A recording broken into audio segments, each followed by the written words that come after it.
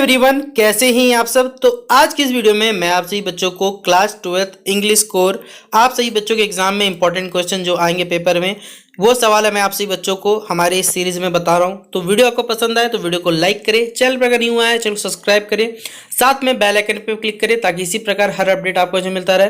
Description box में Telegram, Facebook, Twitter, Insta सभी जो लिंक अवेलेबल है, जहाँ फॉलो करना चाहे कर सकते हैं। कोई भी अपडेट आएगा शेयर किया जाएगा। इससे पहले देखिए हमने एक वीडियो डाला था इंग्लिश कोर का, जहाँ पर 5 मार्क्स से जो सवाल रहे वो हम लोग आपको उसमें बता चुके हैं। आज की इस वीडियो में मैं आप सभी बच्चों को और भी इंपॉर्टेंट क्वेश्चन बताऊंगा और साथ साथ हम लोग देखिए आपको क्वेश्चंस तो बताते हैं, उसका हिंदी भी बताते हैं, ताकि आप सही बच्चों को क्या हो सके वो क्वेश्चन अच्छे से बेहतरीन तरीके से समझ में आ सके और उस क्वेश्चन को आप अच्छे से एग्जाम में लिख भी पाए। क्योंकि बहुत सारे बच्चों को इंग्लिश में देखिए असुविधा रहती है, तो उस असुविधा को भी हम लोग दूर करते हुए चलेंगे और आपको कंसेप्ट प्लस आपको लिखने का तरीका भी समझाएंगे, इंपॉर्टेंट क्वेश्चन बताएंगे, सभी करेंगे इस वीडियो में। इस बात को चलिए आते हैं, वीडियो को शुरू करते हैं। ये पहला क्वेश्चन बताया था कि कौन से जीवन में लेखक घटना थी जिसके कारण लेखक का जो पानी के प्रति डर था ये या पानी के प्रति उसका जीवन विमुख हो गया था, वो हमने आपको बताया था। एम हेमिल का कैरेक्टरिस्टिक केस हमने आपको बताया था। उसके अलावा हमने पेडलर के जीवन में एडला ने किस प्रकार परिवर्तन लाया था ये समझा दिया था। और गांधी जी के जीवन में जो चंपारण सत्याग्रह था ये किस प्रकार एक टर्निंग पॉइंट बना था, ये भी हमने आपको डील किया था। आज का हमारा सवाल है कि जो डगलस था वो अपने आप को डूबने से बचाने के लिए क्या प्रयास किया या कैसे बचाने की उसने कोशिश की, बताना है। तो आइए जानते हैं विलियम डगलस के बारे में। तो हमने आपको बताया था कि उनके पिताजी उनको एक कैलिफोर्निया के एक बीच में लेके चले गए थे, जिससे लहरें आने से वो गिर गए और लहरें उनको लेके जा रही थी, जिस वजह से उनके मन में डर पैदा हो गया और एक बार तो उनको धक्का दे दिया था। तो इन सब चीज़ों के कारण उनके मन में डर पैदा हो गया था। लेकिन लेखक अपने आप को डूबने से बचाने के लिए क्या क्या प्रयास कर रहे थे ये जानते हैं पहला सवाल में। तो Douglas was a young boy. Douglas जो थे एक युवा लड़के थे। He went to a swimming pool to learn how to swim. वो एक स्विमिंग पूल में गए थे और सीखने के लिए कि किस प्रकार तैराकी सीखी जाती है, किस प्रकार तैरा जाता है। One day he was thrown into deep water. जब उनको एक स्ट्रांग बॉय ने, मजबूत हत्ते कट्टे तगड़े बच्चे ने जब उन्हें धक्का दे दिया पानी में, तब तो भैया इनका कह सकते हक्का पक्का जाम हो गया। ही नैरो एस्केप्ड डेथ। उनके जीवन में डर तो पैदा हुआ और उनके सबसे मन लगा कि भैया आज हम तो आज बच गए, लेकिन मरते मरते बचे। यहाँ से होता क्या है, आफ्टर दिस इंसिडेंट मतलब इस घटना के बाद he was frightened of water. जो डर पहले से था वो डर नेक्स्ट लेवल पे और बढ़ के चला गया। He also had a fascination for lakes and brooks. उनका एक शौक था, बोला जाए झील और झरना में जाने का भी शौक था, लेकिन भैया डर के मारे आप कैसे जाए, तो डर को तो हटाना पड़ेगा पानी के प्रति। तो वो डिसाइड करते हैं कि इस डर से क्या हो, मुक्ति पाया जाए जल के डर से। तो the most important observation that the author had made is that death itself is not as fearful as the fear of. देखिए मृत्यु से आप जितना डरते हो ना, उसका जो डर रहता है ना वो आपको और मारता चला जाता है। यानी आपको बोला जाए कि भैया आप मरने वाले हो, ठीक है, लेकिन जो मरने का डर आता है ना पहले से, उससे और आप खत्म हो चुके होते हो। तो his clear message is that we should be courageous and never allow fear to deter us from doing that we love to do. ये देखिए उनका स्पष्ट संदेश ये था कि भैया हमको साहसी होना चाहिए, कभी भी डर को उन चीज़ों से हमें नहीं रोकना चाहिए। भाई कोई जो चीज़ हमें पसंद है वो करनी चाहिए। उस चीज़ से अगर डरोगे तो कभी भी आप उन चीज़ों से आगे नहीं निकल पाओगे। इसलिए डर को ख़त्म करो। जैसे किसी आज बच्चे को लगता है कि भैया भूत प्रेत होता है, भैया आपको डर हटाना ना, आप रात में कहीं घूमने के लिए चल जाओ, बस डर हट जाएगा आपका। आप जीवित लौट के आए तो सबको लगेगा भैया ठीक है खत्म, कुछ नहीं है। लेकिन अगर डर गए तो फिर आपको लगेगा भैया भूत है। तो इस प्रकार से चीज़ों से निकलना आपको खुद ही पड़ेगा। इसलिए जो पसंद की चीज़ें हैं आप उन पे फोकस करें।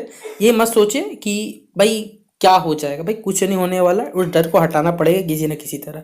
तो ये लेखक ने भी, डगलस जी ने ये भी अपने जीवन में किया था। तो ये सवाल आपको पूछा जाएगा तो आपको इस प्रकार बना के लिखना है। और यही सवाल देखिए अगर आपको हिंदी में लिखना रहे तो हमने यहाँ पर आपको हिंदी में भी ये चीज़ लिख दिया। तो जो भी बच्चे कॉपी में से हिंदी में लिखना चाहें समझ के लिखना है, वही चीज़ जो ऊपर हमने आपको समझाई ये हिंदी में यहाँ पर लिखा हुआ, आप इसे कॉपी में नोट डाउन कर सकते हैं। ठीक है, अगला सवाल, एक क्वेश्चन आप लोग समझ गए होंगे कि डगलस के बारे में किस प्रकार आपको बना के लिखना भी है, क्या कहानी है, ये कंसेप्ट भी आपको क्लियर होगा। ठीक है, अगला क्वेश्चन पूछा जाता है कि what did Charlie claim for in third level. ये जो पार्ट है हमारे पास, मतलब बेसिक चैप्टर जो है, इसमें चार्ली क्या क्लेम करता है बेसिकली थर्ड लेवल में। तो कहानी का थोड़ा सा परिप्रेक्ष्य यानी कहानी को समझने की कोशिश करिएगा।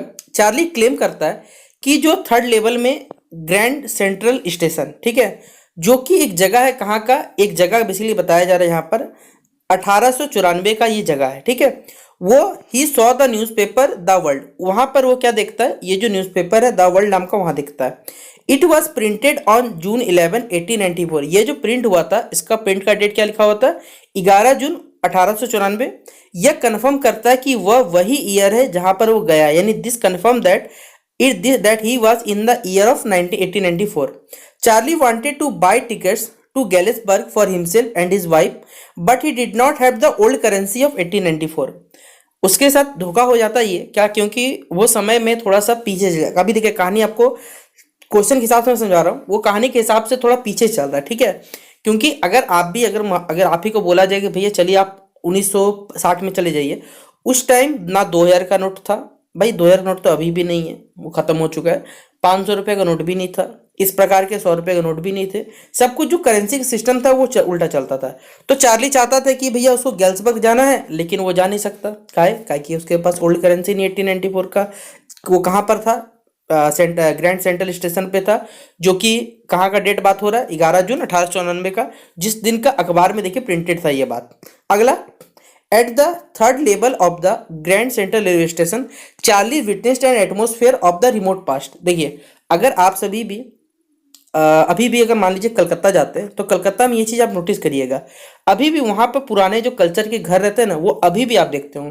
या अगर आप सही बच्चे भी ग्रामीण क्षेत्रों में जाते हैं, अभी ग्रामीण में भी देखिए बहुत सारी चेंजेस हो गया, वहाँ भी घर 2 तल्ले हो गए, 3 तल्ला बन चुका है सबका घर, लेकिन मोस्टली जो पुराने घर के मॉडल है वो खपरे के रहते हैं, मिट्टी घर रहता है, और वो घर का अलग एक कह सकते हैं वाइब्स आपको मिलता है वहां पर।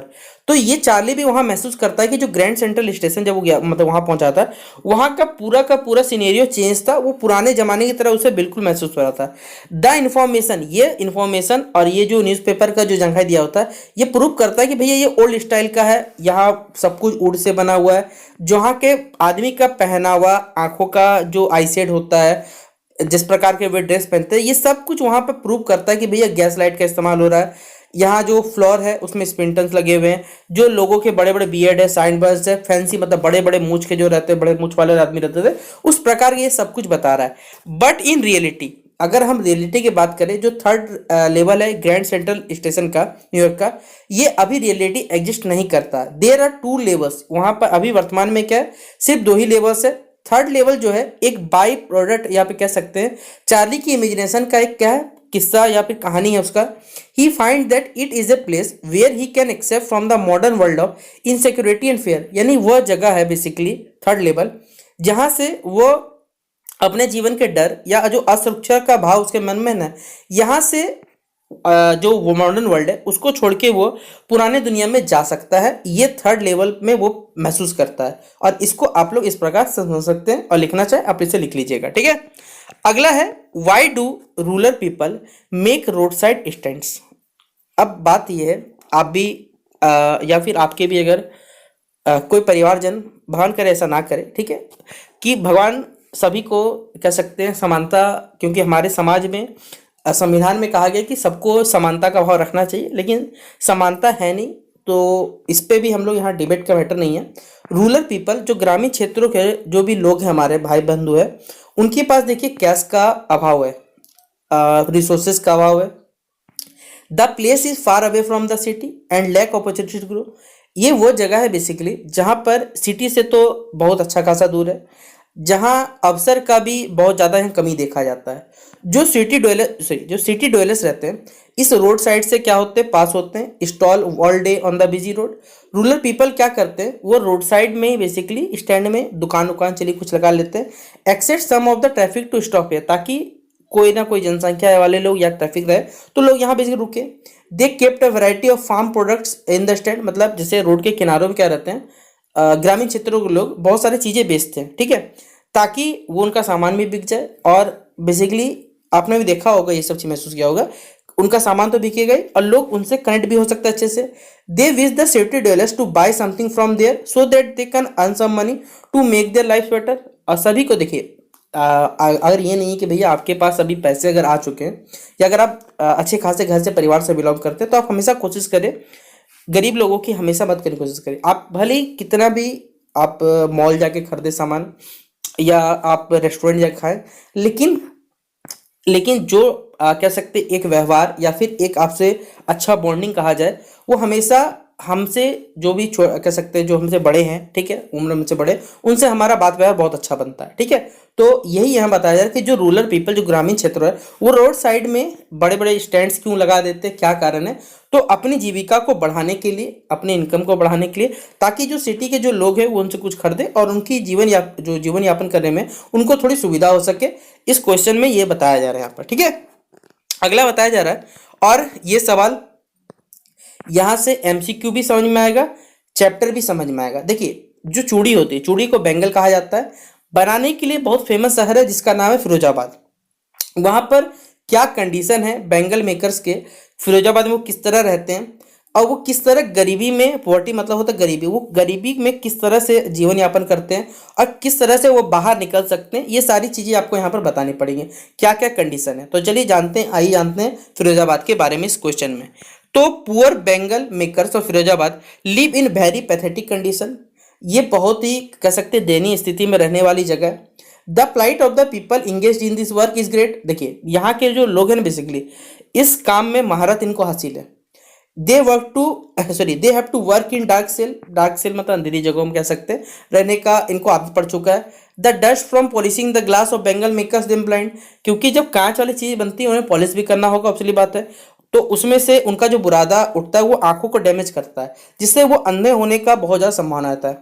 However they can not think of doing something, देखिए उनके अलावा देखिए क्या है, अगर आपकी पीढ़ी या कहा जाए किसी की पीढ़ी है, अगर वो उस काम में महारत हासिल है तो कोशिश करते हैं उसी काम को आगे बढ़ाने का, तो उनको इस काम के अलावा बेसिकली और आता भी नहीं है, जिस वजह से वो इसी चीज़ को कर रहे हैं चाहे वो किसी भी कंडीशन रह रहे हैं।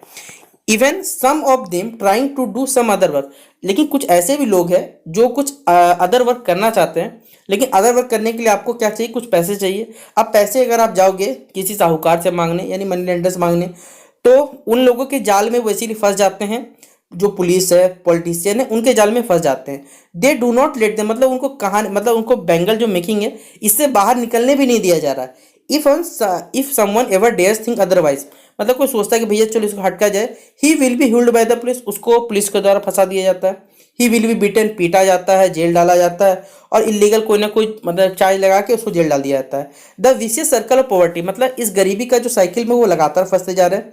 और इनजस्टिस, मतलब उनके साथ अन्याय जो हो रहा है, अन्याय के कारण वो इस क्षेत्र से क्या हो रहा है, बाहर भी निकल नहीं पा रहे, कि जो लोग भी निकलना चाहते हैं कि अपने जीवन को बेहतर बनाना चाहते हैं वो इस चीज़ से बाहर भी नहीं आ पा रहे। तो ये फिरोजाबाद जो शहर है बेसिकली पूर्व बेंगल बेंगल बनाने का, ये लोगों को उस टाइम का देखिए कंडीशन बताया जा रहा है, ये वर्तमान कंडीशन नहीं है, क्योंकि ये कहानी परिफिक्स लिखा गया, ये एनसीईआरटी में आज नहीं, एनसीईआरटी लगभग अगर मैं सही हूं तो शायद 2004 या 2005 से ये लिखा जा रहा है। आज के कहानी से रिलेट नहीं करिएगा, ये पहले कहानी के साथ, क्योंकि आज ये देखा जाएगा तो आज ये सिटी बहुत ज़्यादा डेवलप कर चुका है, ठीक है। अगला क्वेश्चन है कि अगला क्वेश्चन बोला गया कि डॉक्टर सदाव जो है बेसिकली जो अमेरिकन सोल्जर है उनकी हेल्प कैसे करते हैं ये बताना है। तो डॉक्टर सदाव और उनकी वाइफ हना, ठीक है, पहले याद रखिएगा दो कैरेक्टर, डॉक्टर सदाव और उनकी वाइफ हना है। जो घायल अमेरिकन सोल्जर है पहले उनको क्या करते हैं, अपने घर के अंदर लेकर आते हैं। तो टुक द उंडेड मतलब होता है घायल, American soldier inside their house, अपने घर के भीतर लेकर आ गए। हना क्या करती है, Hana herself washed him with warm water as her maid refuse to do, क्योंकि उनकी जो घर की नौकरानी है उन्होंने मना कर दिया कि हमसे नहीं हो पाएगा दीदी, आप अपना काम इसे खुद कर लो। तो हना क्या करती है, गर्म पानी लाती है और उनके जो घाव है, घाव को पहले गर्म पानी साफ किया जाता है। Doctor सदाव operated upon the deep wound, doctor सदाव पहले ऑपरेट करते हैं जो घाव है बहुत ज़्यादा गहरा है, and pull the bullet out from the bleeding, देखिए उनको बुलेट लगी थी, उस बुलेट को सबसे पहले क्या करते हैं वो बाहर निकालते हैं।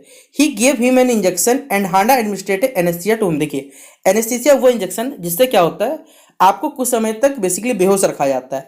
तो इंजेक्शन बेसिकली क्या किया जाता है, हना उसे बोलती है कि बता दिया जाता है कि आप उसको एनेस्थीसिया इंजेक्शन दे दिए। They nursed and looked after him till he felt fully fit and recover, देखिए वो उनका ध्यान अच्छे से रखते जब तक कि वो फुली फिट ना हो जाए, अच्छे तंदुरुस्त ना हो जाए, तब तक उनका वो लोग अच्छे से ध्यान रखते हैं। Doctor Sadao decided to send the soldier to the unguarded island in the sea, doctor Sadao क्या कहते हैं बेसिकली बाद में जब वो ठीक हो जाते हैं तो उनका फैसला किया जाता है कि सोल्जर को क्या किया जाए, जो आइसलैंड है वहाँ, जो सी के बगल से आइसलैंड है वहाँ पर, वहाँ उनको भेज देना चाहिए। ही गिव्ड हिम हिज बोट, वो उनको boat, cloth, food, water, flash light, जो भी चीज मतलब जाने के लिए चाहिए वो सभी के सभी उनको दे देते हैं। If he ran out of food and water he even instructed him to wait for the Korean fishing boat to go away. मतलब वहां से निकलने का रास्ता भी बताते हैं कि कोरियन फिशिंग बोट से आप यहाँ से क्या कर सकते हो, जा सकते हो। तो ये कहानी बता दिया गया कि डॉक्टर सदा जो रहते हैं वो किस प्रकार उनकी क्या करते हैं, मदद करते हैं। तो यहाँ देखिए हमने जितने भी अभी तक आपको क्वेश्चन बताए ये सब के सब 5 मार्क्स में एग्जाम में आने वाले सवाल है क्लास 12 इंग्लिश कोर के। तो अच्छे से इसे नोट डाउन करिएगा, याद करिएगा, वीडियो को सुनते चलिएगा। आपको देखिए याद करने की जरूरत नहीं पड़ेगी। अगर आप याद करते हो, मेरे परिप्रेक्ष्य में जो मेरा मानना है, अगर आप क्वेश्चंस को समझ के जाते हो आप बेहतर तरीके से लिख पाओगे, ये मेरी गारंटी है। क्योंकि ये मैंने चीज़ों जीवन अपनाया है और बहुत से देखिए हमारे स्टूडेंट हैं जिन्होंने ये सब चीज़ अपने जीवन अपनाया है और उनका बेहतर हर वर्ष देखिए रिजल्ट बेटर आता है। तो आप भी कोशिश करें, अपने हिसाब से बना के लिखने की कोशिश करें। बाकी अगर वीडियो पसंद आए तो वीडियो को अपने दोस्तों के साथ शेयर जरूर करिएगा। मिलते हैं नेक्स्ट वीडियो पे, तब तक के लिए जय हिंद, जय भारत।